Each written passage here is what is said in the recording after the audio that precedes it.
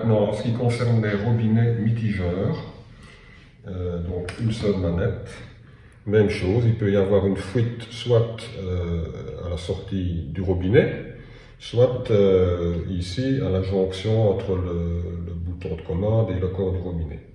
Enfin, dans tous les cas, il faut démonter tout. Et donc, commencer par démonter le bouton avec, donc en enlevant comme pour les robinets mélangeurs, la petite pastille ici. Hop. Voilà.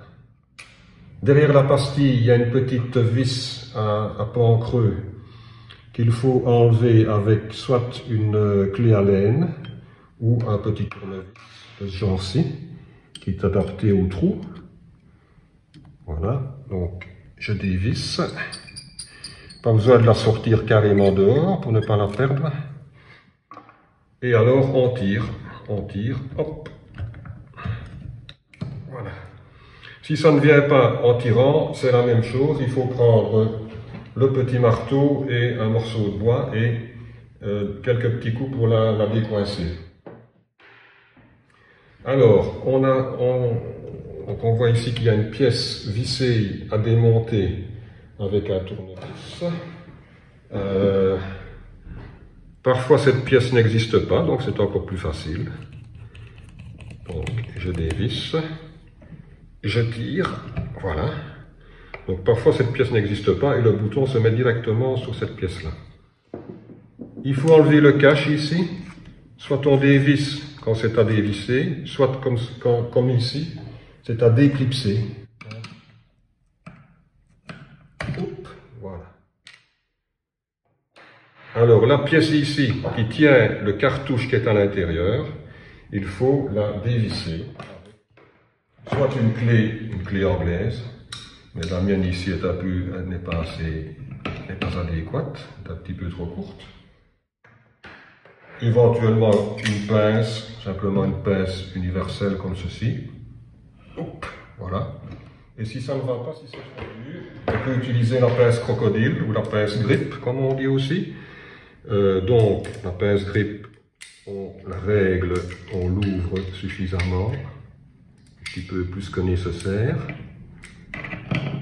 Puis on la resserre un petit peu moins que nécessaire.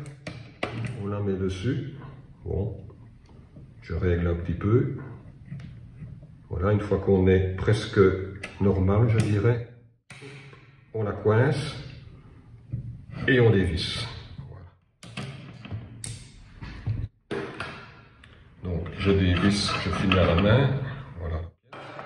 Donc en dessous, on voit la cartouche. La cartouche, il suffit simplement de la tirer dehors. Et en général, c'est cette pièce-là qui est à remplacer. Le mécanisme à l'intérieur est défectueux, usé. Parfois, ce sont les joints qui sont défectueux, ici. Mais voilà, trouver des joints exactement les mêmes, ça me paraît difficile. Donc, je dirais que dans presque tous les cas, il y a lieu de remplacer la cartouche. Donc, voilà une cartouche, voilà un autre type de cartouche, celui qu'on trouve en général dans les bricots. Attention qu'il y a plusieurs diamètres, hein, il faut toujours prendre l'ancien avec. Et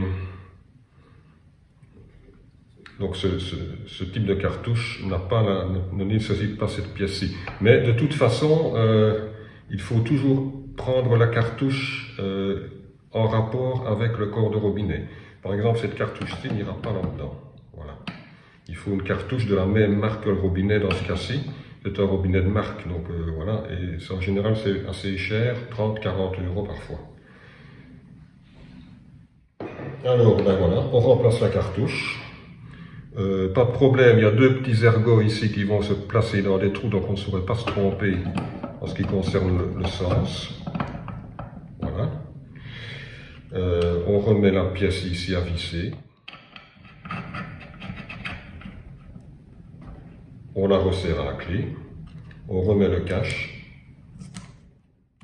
Visser ou clipser. Ici c'est clipsé. On remet la pièce à visser. On visse. Voilà. Et puis on remet la manette. On serre bien entendu la vis. Voilà, et on remet le petit capuchon.